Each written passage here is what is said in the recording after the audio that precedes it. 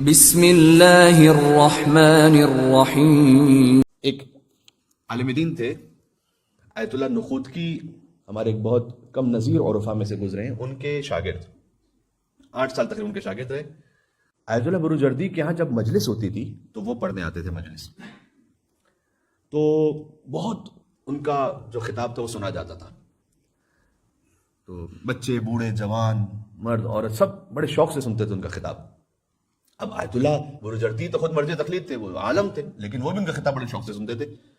تو ایک مرتبہ جب مجلس ختم ہوئی تو وہ آیت اللہ بروجردی انہیں ایک طرف لے گئے اور کہا کہ میں ایک راز آپ سے جاننا چاہتا ہوں، کیا وجہ ہے آپ کے ممبر جانے میں اور کیا اس میں تاثیر ہے کہ مجھ جیسا مرجع تقلید جو علی الاطلاق مرجع تقلید تھے، اس وقت ان کے زمانے میں کوئی اور ان کے پیرل مرجع تقلید نہیں تھا، سے لے کر ایک عام انسان تک سب آپ کا خطاب بڑے شوق سے سنتے ہیں اور استفادہ کرتے ہیں، کیا وجہ ہے؟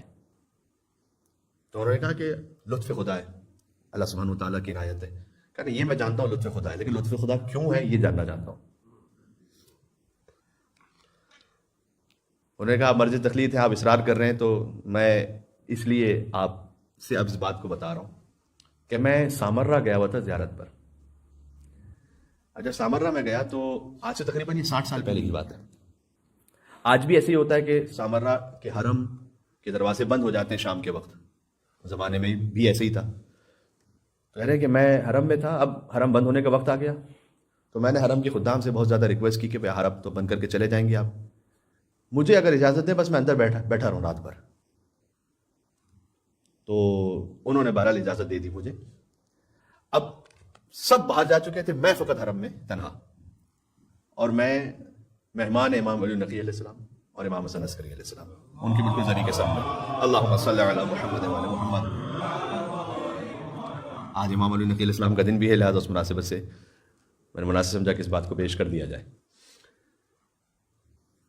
جو اصل عرب ہوتے ہیں نا، اصلی عرب جو ہوتے ہیں، ان کی 2 خصلتیں ہوتی ہیں۔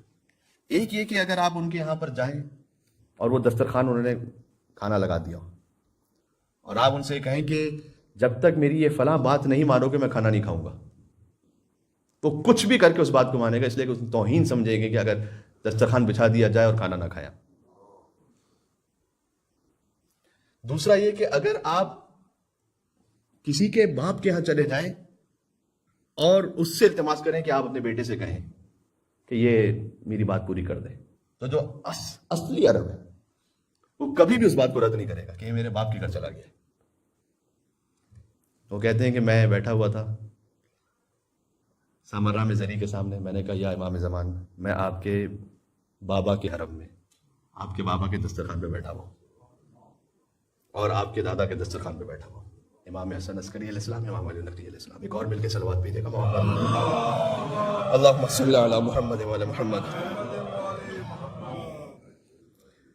میں نے کہا کہ مولا اب میں آپ کے بابا کے دسترخوان پر ہوں، میں یہ تو نہیں کہہ سکتا کہ آپ نہیں عطا کریں گے تو میں نہیں لوں گا، یہ تو بے ادبی ہو جائے گی آپ کی بارگاہ میں، تو لیکن بس میں آپ کے بابا کے وسیلے سے میں آپ سے التجا کر رہا ہوں کہ میں آپ ہی کو چاہتا ہوں، خود میں کوئی دنیا کی حاجت نہیں مانگ رہا، میں آپ کو چاہتا ہوں خود کہ آپ مجھے مل جائیں۔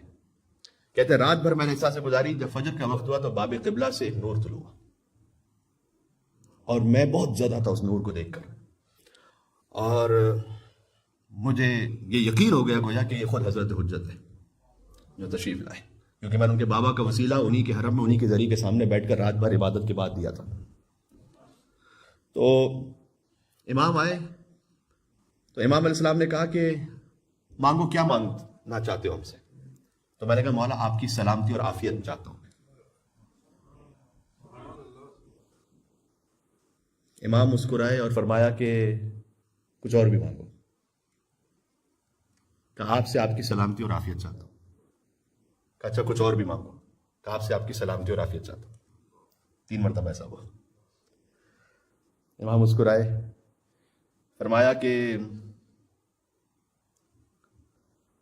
اچھی طرح گدائی کی ہے لیکن ابھی گدائی اور بھی باقی ہے، اور پھر فرمایا ہم تمہیں وہ علم اور تبلیغ کا ذریعہ عطا کریں گے کہ چاہے کوئی بڑے سے بڑا عالم ہو تمہارے سامنے، یا کوئی چھوٹے چھوٹے سے عام انسان ہو، سب کے سب تمہارے علم سے اور تمہاری تبلیغ سے استفادہ کریں گے. جاؤ میں عطا کیا وہاں سے آتا ہوں. ایک مل کے صلوات بھیجیے گا محمد و علی محمد. اللہم صلی علی محمد و علی محمد.